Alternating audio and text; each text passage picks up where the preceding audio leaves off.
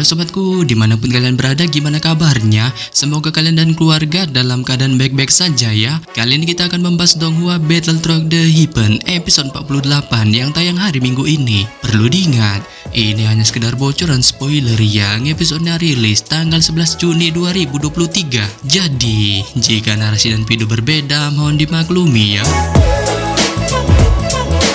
Untuk kalian yang penasaran tentang cerita Battle Through the Heaven episode 48 ini yang tayang 1 minggu sekali, oke, langsung aja kita ke ceritanya, gas.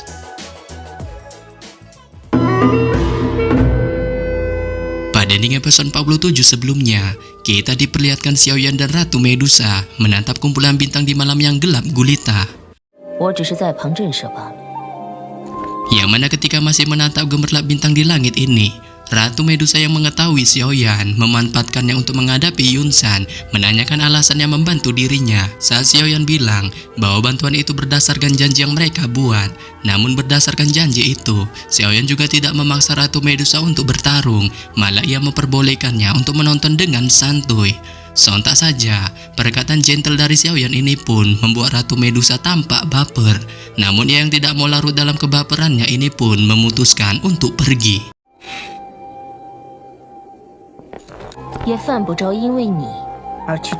Serta setelah kepergian Ratu Medusa, Xiaoli pun menampakkan batang hidungnya dan menanyakan agak kepo kepada Xiaoyan tentang siapa sebenarnya Ratu Medusa. Saat Xiaoyan memberitahukan bahwa Ratu Ular itu merupakan seorang ratu sangar dari klan ular.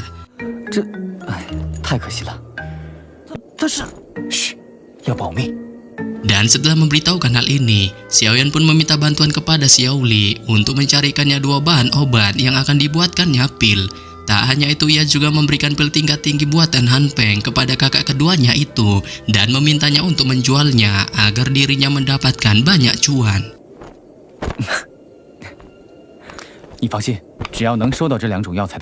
Namun di tengah temu kangen keduanya, Xiaoli pun spontan tiba-tiba merindukan sosok Xiaoding dengan mengingat semua kebersamaan yang mereka lalui. Akan tetapi yang tidak mau larut dalam kesedihan memikirkan tentang kondisi kakak pertamanya ini pun memilih untuk pergi.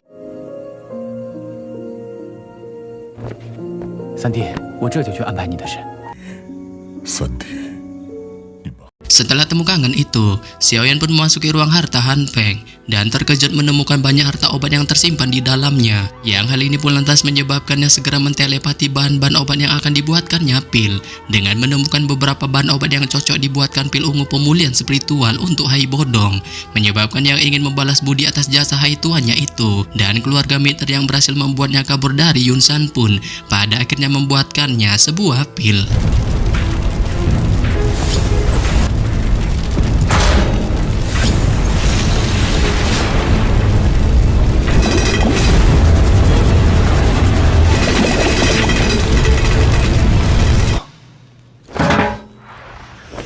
Dan setelah berhasil membuatkan pil ungu pemulihan spiritual itu, Xiaoli pun tiba-tiba nyelonong datang tanpa mengucapkan salam dan memberitahukan Xiaoyan tentang dirinya yang akan mengadakan sebuah lelang pil yang ditujukannya untuk meraup pundi-pundi cuan yang lebih besar daripada menjual pil itu secara COD.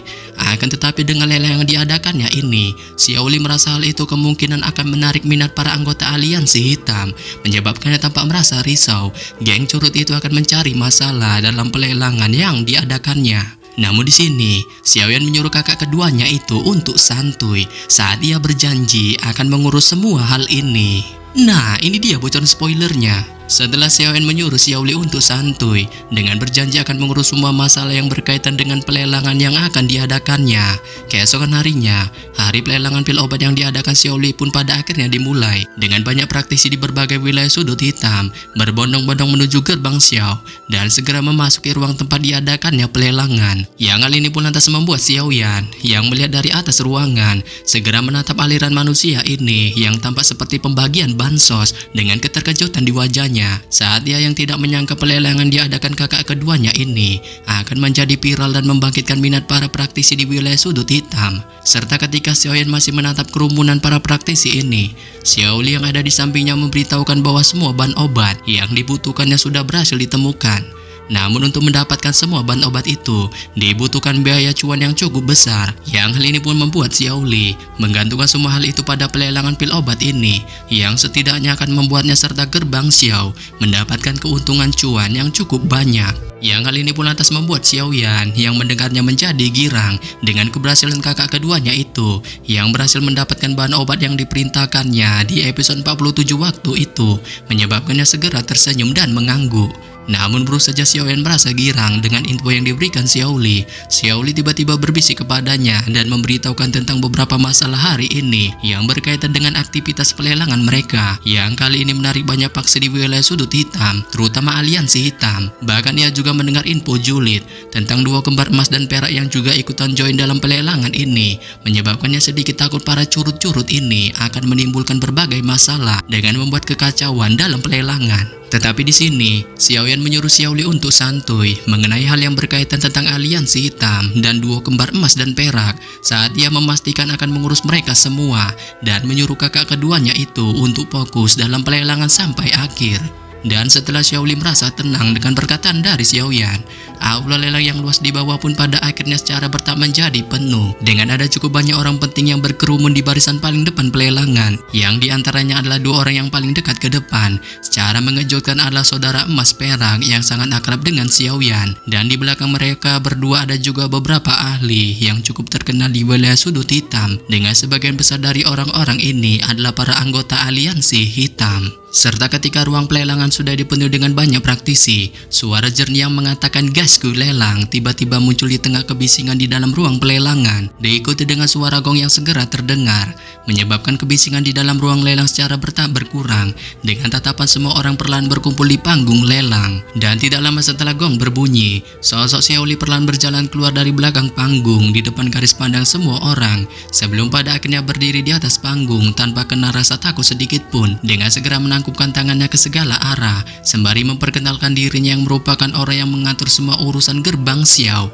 Hal ini pun lantas membuat semua orang yang melihat kemunculan batang hidung Xiao Li ini pun segera melesatkan tatapan mereka ke arah tubuhnya dengan bertanya-tanya tentang dirinya yang merupakan pemimpin gerbang Xiao. Namun di sini, dua kembar emas dan perak yang melihat keheranan di wajah para praktisi ini pun perlahan melirik ke arah Xiao Li di atas panggung sembari memunculkan ejekan di wajahnya dengan memintanya untuk membiarkan pemimpin asli dari gerbang Xiao-nya untuk menampilkan batang hidungnya di atas panggung. Sehingga pada saat yang sama, mendengar permintaan dua kembar emas dan perak, semua orang yang ada di dalam ruang lelang pun spontan terkejut terheran-heran dengan tidak menyangka bahwa Xiao Li yang saat ini berdiri di atas panggung bukanlah pemimpin asli gerbang Xiao, menyebabkan mereka yang tampak penasaran tentang siapa sih sebenarnya pemimpin asli gerbang Xiao pada akhirnya menyuarakan persetujuan mereka dengan perkataan dari dua kembar emas dan perak. Yang hal ini pun lantas membuat Xiao Li yang melihatnya segera menunjukkan kepanikan di wajahnya dengan tatapan yang melesat ke arah dua kembar emas dan perak. Namun baru saja ia akan memberikan penjelasan kepada semua orang di dalam ruang lelang, suara tawa yang mengatakan berani sekali antum mengatakan hal itu tiba-tiba terdengar di ruang lelang, diikuti dengan kemunculan pemuda berjubah hitam di panggung lelang yang ternyata itu adalah Xiao Yan. Setelah kemunculan Xiao Yan, wajah dua kembar emas dan perak pun spontan menunjukkan perubahan drastis, diikuti dengan teriakan yang meneriakan nama Xiao Yan tiba-tiba terdengar di ruang lelang, menyebabkan semua orang yang mendengarnya pun segera memunculkan tatapan terkejut di wajahnya ketika melihat Xiao Yan, dengan tidak menyangka pemuda berjubah hitam yang berada di atas panggung ini merupakan orang yang sudah memokatkan Han Peng. Serta ketika keterkejutan ini masih terpancar di masing-masing raut wajah semua orang di ruang lelang, tatapan Xiao Yan melesat ke arah dua kembar emas dan perak dengan mengatakan bahwa perkataannya itu sangat lawak, sebab ia merasa wilayah sudut hitam ini memang tempatnya orang saling melakukan baku hantam dan wajar baginya untuk menduduki wilayah ini walaupun sudah memokatkan Han Peng. Namun di sini, dua kembar emas dan perak tampak tidak suka dengan tindakan seenak jidat Xiao Yan menguasai kota Feng. Saat ia merasa tindakan itu sama saja meremehkan dirinya dan para anggota aliansi hitam yang sudah lebih lama bermukim di wilayah ini, yang hal ini membuatnya merasa meskipun Han Peng sudah mokat, wajib baginya dan para anggota aliansi hitam memiliki hak untuk mengambil kembali kota Feng. Tetapi dikarenakan Han Peng sudah mokat, dan aliansi hitam sudah dibubarkan, serta hukum rimba mengatakan bahwa pemenang akan menjadi raja, sedangkan yang kalah akan menjadi curut. Xiaoyan merasa berat baginya untuk tinggal di dalam kota ini dan mengambil sesuatu di dalamnya, yang bahkan ia menantang dua kembar emas dan perak untuk merebut kota Peng ini darinya jika keduanya keberatan akan hal ini. Sehingga pada saat yang sama, setelah kata-kata provokasi Xiaoyan yang dilontarkan kepada dua kembar emas dan perak terdengar, keributan pun tiba-tiba pecah di seluruh ruang lelang. Dengan beberapa dari mereka tampak terheran-heran terhadap Xiaoyan yang berani menyinggung dua kembar emas dan perak, yang notabene adalah orang yang paling disegani di wilayah sudut hitam. Bahkan wajah dua kembar emas dan perak pun spontan berubah menjadi ganas ketika mendengar kata-kata sarkas dari Xiaoyan, menyebabkan mereka yang muak dengan tingkah songong pemuda tengik ini pun segera memunculkan aura badas yang segera melonjak dari dalam tubuhnya. Serta setelah dua emas dan perak memunculkan aura badasnya, orang-orang di belakangnya yang merupakan mantan anggota aliansi hitam pun mulai mendukung tindakan ini dengan munculnya untuk fokus menghadapi bocah tengik Xiaoyan. Sementara mereka akan bersatu padu untuk menghabisi seluruh anggota gerbang Xiao. Yang hal ini pun lantas membuat dua kembar emas dan perak yang mendengar dukungan ini pun spontan menjadi bersemangat dengan segera memberikan senyum sangar kepada para praktisi aliansi hitam ini, diikuti dengan aura badas yang juga segera keluar dari dalam tubuh mereka. Dan melihat aura badas yang keluar dari dalam tubuh dua kembar emas dan perak serta para anggota aliansi hitam di belakangnya, wajah semua orang yang ada di dalam ruang pelelangan pun spontan menunjukkan kepanikan. Namun Xiaoyan yang tidak mau acara pelelangannya ini dikacaukan dua emas dan perak ini pun tiba-tiba melambaikan tangannya sembari memanggil seseorang untuk menangani kedua curut kembar ini. Dan setelah suara Xiaoyan baru saja terdengar, tiba-tiba ruang di sampingnya menunjukkan sebuah retakan saat segera sesosok wanita glowing berjalan lenggak-lenggok yang ternyata itu adalah Ratu Medusa perlahan muncul di depan tatapan semua orang dengan cara seperti jurik.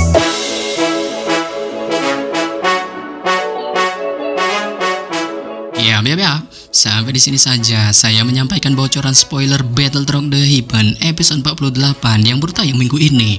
Nah, akhir kata saya ucapkan bye-bye.